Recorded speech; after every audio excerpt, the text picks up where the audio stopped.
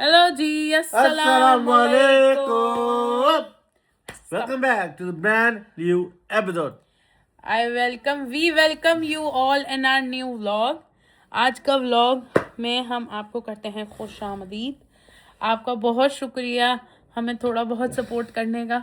मजीद support कौन करेगा? मजीद support हमें ऑडियंस ही करेगी और कौन करेगा? हाँ जी, तो audience ऑडियंस हमें से करेगी आज support। हम एक बड़ी इम्पोर्टेंट बात शेयर करने लगे हैं। आज का व्लॉग हमारा कोई रूटीन वाइज व्लॉग नहीं होगा।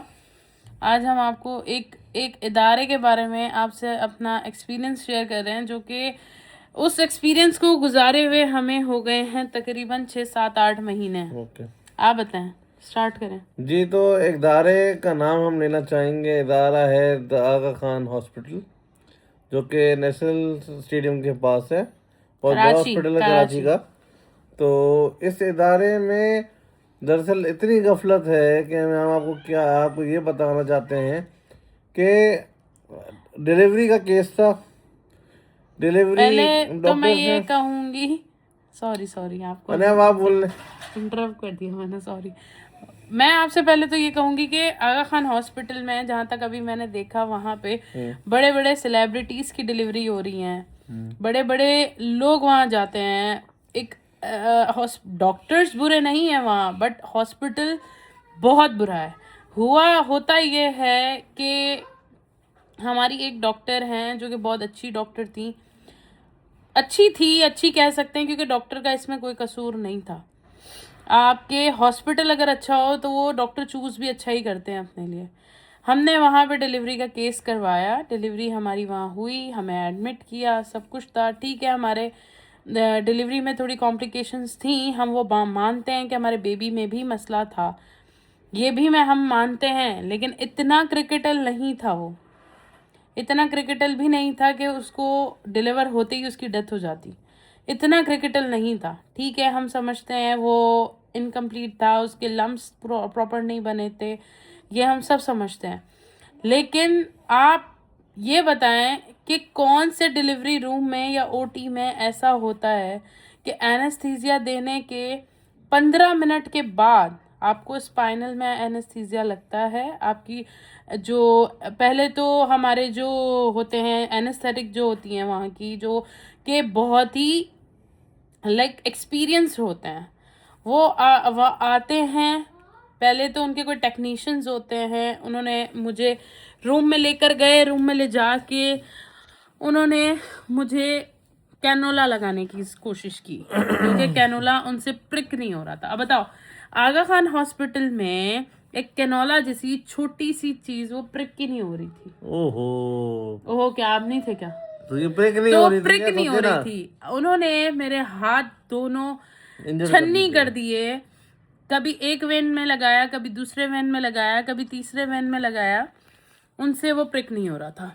इतने में उनकी एनेस्थेटिक आती हैं और बातें अंदर बेशुमार, पेशेंट पड़ा हुआ है डर में, खौफ में, बातें बेशुमार अंदर चल रही थी। उनके जो असिस्टेंट्स थे, यंग से उनके असिस्टेंट्स थे, कुछ मेल थे, कुछ फीमेल थे, लड़के लड़कियां सब अंदर खड़े हुए थे।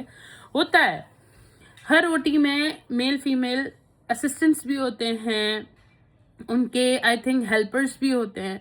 लेकिन मतलब ये बातें चल रही हों कि तुमने क्या खाया, तुमने क्या पिया, तुमने लंच में क्या खाया, तुमने ये क्या किया, इस तरीके की बातें अंदर चल रही थी। मतलब अंदर उताक बना के हाँ एग्जैक्टली, अंदर उताक बनी हुई थी। और मैं इस दर्द में, कि ये पूरा मेरा हाथ था और उन्होंने कहाँ इस पूरे हाथ की कोई वेन मेरी नहीं छोड़ी, जहाँ उन्होंने वो इतना मोटा निडल का कैनोला लगाया। ठीक है जी, कैनोला लग गया। कैनोला किस तरीके से लगता है कि जितने भी लोग ओटी में मौजूद थे सब एक्सपीरियंस थे, थोड़े बहुत, कुछ यंग थे, कुछ थोड़े बहुत एजड थे, लेकिन किसी एक से वो कैनोला नहीं लगा। एक आती है एनेस्थेटिक, जो कि बहुत ही, शी वॉज एक्सट्रीमली रूड। वो बहुत रूड औरत थी, औरत नहीं कह सकते, लड़की कह सकते हैं। बहुत ही रूड लड़की थी, जिसने मुझे 3 से 4 दफ़ा मुझे झड़का भी कि आप क्यों अपने हाथ को स्टिफ कर रही हैं, ऐसे कर रही हैं, वैसे कर रही हैं, आपको तरीका नहीं है, आप बैठें सही से, इस तरह करें।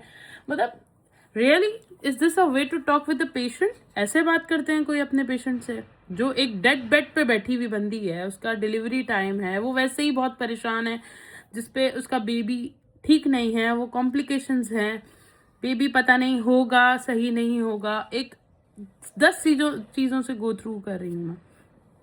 कोई कोई कर्टिसी किसी में भी नहीं। चलो वो आई, उन्होंने मेरे बैक पे स्पाइनल के इंजेक्शन लगाना स्टार्ट किया। अब जी इंजेक्शन में वो प्रिकर उन्होंने डाला, उसके बाद सेकंड प्रेकर डालने लगी हैं, तो मैं पीछे मुड़ के, क्योंकि मैं खौफ ज़्यादा थी, मैं अपने हस्बैंड को देख रही थी। उन्होंने हस्बैंड को पहले बोला आप अलाउड हैं, उसके बाद उन्होंने मना कर दिया कि you are not allowed inside, वो भी बाहर ही रहे। मैं और मज़ीद डर गई। उन्होंने जी मुझे बोला आप तरीके से बैठ रही हैं तो बैठ जाएं, वरना हम आपको यहाँ पे एनेस्थीसिया नहीं देंगे, आप ऐसे ही बैठी रहेंगी। मतलब एक एनेस्थेटिक सीजर रूम में, ओटी में मैं बैठी हुई हूँ, एक एनेस्थेटिक मुझे ये कह रहा है आप सीधे से बैठोगी तो मैं आपको एनेस्थीसिया दूंगा, वरना मैं आपको नहीं दूंगा। ये बात हुई। चलें जी, ये भी मैंने दरगुजर की। मैंने छोड़ दिया उस बात को, देखिए वो इतनी बदतमीजी कर रही थी, मैंने उस बात पे कोई बात नहीं की, ना कोई रिएक्ट किया, ना अपने हस्बैंड को इवन बताया। एनेस्थीसिया लग गया, स्पाइनल इंजेक्शन लग गया, एनेस्थीसिया पूरी बॉडी में मेरे फैल गया। 15 मिनट्स गुजर गए। हर 2 मिनट के बाद मैंने उनसे पूछा मेरी डॉक्टर आई हैं?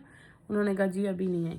डॉक्टर आई हैं? Doctor she was out of the OT, वो कहीं और रूम में बैठी हुई थी, और मुझे 15 मिनट एनेस्थीसिया देकर वहाँ लिटाए रखा, जिसमें डॉक्टर वॉज नॉट देयर। उसने मेरा सीजर तक स्टार्ट नहीं किया। सीजर स्टार्ट नहीं करते, ठीक है, ये एक अलग बात है। 15 मिनट बाद डॉक्टर आती हैं, मेरा सीजर स्टार्ट होता है। उसके बाद जी ठीक है, मेरा बेबी, मेरा लाइकर ख़त्म हो गया था बेबी का, जिसकी वजह से मेरा बेबी चिपक गया था, उसको उनको डिलीवर करने में बहुत टाइम लगा। ये सब मेरी मिस्टेक्स हैं, मैं जानती हूँ कि हमारे बेबी सही नहीं था, हमने फिर भी उसको फुल टर्म रखा, क्योंकि बेबी मेरा अलाइव था। उसका हार्ट रेट, उसका हर चीज़ नॉर्मली चल रही थी जब तक कि वो डिलीवर नहीं हुआ था। 100% उसकी हार्ट रेट चल रहा था डिलीवरी से 5 मिनट पहले भी। अच्छा जी, 15 मिनट बाद हमारा बेबी डिलीवर होता है। हस्बैंड को अंदर बुलाया जाता है कि आपका बेबी ठीक है, उसके लम्स कंप्लीट नहीं है, वो ठीक नहीं है, मतलब माय बेबी वाज हाइड्रोफ्रियोटिक, उसकी किडनीज ठीक नहीं थी, उसके लम्स ठीक नहीं थे। उसमें ये हुआ, ठीक है जी, बच्चे ने एक भी सांस नहीं लिया। मुझे बात ये समझ नहीं आती कि जब डिलीवरी से 5 मिनट पहले बच्चे का हार्ट रेट चल रहा है, हर चीज़ चल रही है, तो बच्चा डिलीवर होने के बाद एक भी मिनट सांस नहीं लिया और कैसे ख़त्म हो गया? कोई तो बात समझ नहीं आती ना कि ख़त्म हो गया। देखिए हार्ट रेट के बाद मतलब हार्ट बीट नहीं थी, क्या हार्ट बीट थी? मुझे फिर चेक कर रहे हो, आप लोग रूम में आ रहे हो और आप रूम में आके देख रहे हो और मॉनिटर कर रहे हो, कंटिन्यूस तो फिर क्या है मॉनिटर होती तमाशा आप रही लोगों का? है। मेरी जो CTG बोलते हैं, क्या होती है, बेबी हार्ट रेट की, वो होती रही है, कंटिन्यूस मुझे लगी रही है। उसमें मूवमेंट्स भी थी बच्चे की, उसमें बच्चे का हार्ट रेट भी था, सब कुछ था, लेकिन ऑन आफ्टर डिलीवरी वो ही वॉज, मतलब ही था या शी था, लेकिन वो 1 मिनट भी सर्वाइव नहीं किया। पहले भी बच्चा है मेरा, वो जब डिलीवर हुआ तो with in a second doctor ने मेरा सीजर करके मेरे बच्चे को निकाल दिया। तो जब उससे मैंने बाद में पूछा कि आपने इतनी जल्दी कैसे निकाला, तो उसने कहा कि मदर के स्पाइनल के थ्रू बेबी को फ़ौरन से एनेस्थीसिया चला जाता है, जिसकी वजह से हमें ऑन द स्पॉट उसको फटाफट से निकालना होता है। ठीक है जी, निकाल लिया। इन्होंने 15 मिनट छोड़ दिया मेरे बच्चे को अंदर ही, उसमें मुझे एनेस्थीसिया भी दे दिया। अब हम parent, as a parents, we can think this कि क्या पता हमारे बच्चे के अंदर एनेस्थीसिया का असर चला गया, जिसने निकल के एक सांस भी नहीं ली। बहरहाल ये सब हुआ। Apart from all these things, room facility, हम रह रहे हैं प्राइवेट रूम में। हमने एक अच्छा एक हैवी गुड अमाउंट पे करके हमने प्राइवेट रूम लिया है, ताकि हमें स्पेशल केयर मिल सके, हमारी स्पेशल लाइक असिस्टेंसी अच्छे से हो सके। हमने सब चीज़ें की हैं। अच्छा खासा अमाउंट, समझो अराउंड लाइक 7 to 6 लाख का हमने अमाउंट पे किया, ठीक है। अब जी होते हैं हमें, एक तो वहाँ पे इन्होंने अलार्म बेल्स रखी हुई थी, जिससे नर्स आती थी। नर्स को पेन होता है तो रात को 3 बजे हम बुलाते हैं। 1 बेल गई, 2 बेल गई, 3 बेल गई, एक आती है वो कहते हैं हम आते हैं, दूसरी आती कहते हैं हम आते हैं, तीसरी आती है कहते हैं हम आते हैं। आया कोई भी नहीं। फिर आप गए थे, फिर क्या हुआ? मैं गया तो मैंने जाके उनको बोला, जाके कि जी आपको कब से रात से रात मुझे होता है वो पेन में तड़पती रही हैं और आपने कोई नर्स ही नहीं 3 भेजी घंटे है। के बाद ये गए हैं। तो नर्स आपने कोई भेजी नहीं, तो मैं बोला जी नर्स तो आई थी पर आई थिंक आपने दरवाज़ा नहीं खोला, दरवाज़ा तो खुला हुआ था। फिर आते हैं आके बोलते हैं कि जी यहाँ तो अभी बहुत शोर अवेलेबल नहीं शराबा है, हमने किया। अवेलेबल अभी नहीं है, वो शिफ्ट चेंज हुई है तो आप काइंडली वेट करें। पता है, ये कौन सा नर्सेज आपका तरीका अवेलेबल है? सही नहीं रात है, आप लोग नहीं नर्सेज नहीं है, बट मतलब एक प्राइवेट विंग में पूरे में 2 नर्सिंग नर्सेज हैं बस। मतलब क्या, आप इतना बड़ा मेन कैंपस है आगा खान का कराची में, उसमें 2 नर्सेज हैं बस। इतने बड़े कैंपस में कोई भी आपके पास नर्स ही नहीं है प्राइवेट विंग में। तो बताने की वजह यह है कि नहीं जाना चाहिए। Aga Khan hospital is the worstest hospital ever. अगर बंदे को मारना हो ना तो आप हॉस्पिटल भेज दो, बिल्कुल बात है बिल्कुल। सीधी। वो बंदा सही कहते हैं सलामत जाएगा, मिलेगी आपको लाश ऊंचे उसकी। ऊंचे मकान फीके पकवान, ये वाली बात है। तो द थिंग इज कि हमारा तो ये एक्सपीरियंस रहा। हम बाद में गए भी, हमने अपने डॉक्टर से भी डिस्कस की ये बातें। जब मैं स्टिचेस ओपन करवाने गई, मैं तब भी उनसे लड़ी कि मुझे एनेस्थीसिया देकर क्यों बिठाया गया, बिला वजह बेफजूल में क्यों बैठी रही। उन्होंने कहा कि नहीं मैं वहीं थी, आपने देखा नहीं, मैं वहीं थी। अल्लाह, मैं कैसे और देखती कि कहाँ पर है। आवाज़ें लगा लगा के डॉक्टर का नाम वो ले चाह लेके उन्हें रही बुला है रही थी। 4 चश्मे और लगाती है, फिर इसको और देखती है। हाँ 4 चश्मे और लगाती। बहरहाल तो बुलाते रहे, करते रहे। फिर उनसे मैंने एनेस्थेटिक के लिए कंप्लेन की। उन्होंने कहा कि हाँ ये हो सकता है एनेस्थेटिक आपकी थोड़ी रूड हो, मैं उसकी कंप्लेन आगे फॉरवर्ड करूँगी।